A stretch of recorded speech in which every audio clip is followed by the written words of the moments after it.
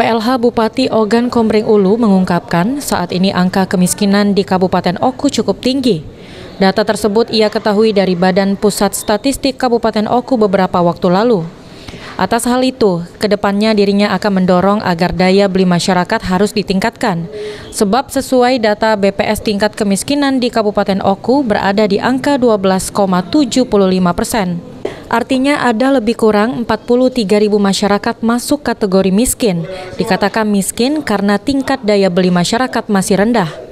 Menurut Edward, dilihat dari nilai konsumsi dan daya beli masyarakat, konsumsinya masih di bawah Rp457.427 dan masuk dalam kategori miskin. Itu kan data dari BPS udah lama.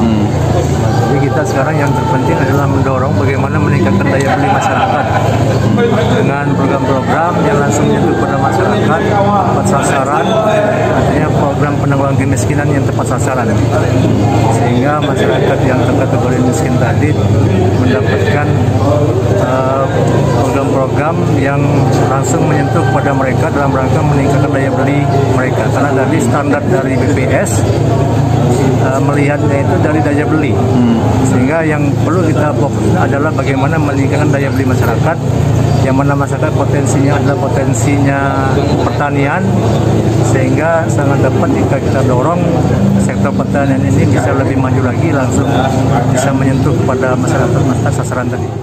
Dengan hal ini menjadi tantangan ke depan Kabupaten Oku dan PLH Bupati Oku akan melaksanakan program-program tepat sasaran yang menyentuh langsung masyarakat, serta potensi dan produktivitas masyarakat ke depan juga harus didorong, di antaranya seperti sektor pertanian agar dapat menekan angka kemiskinan tersebut.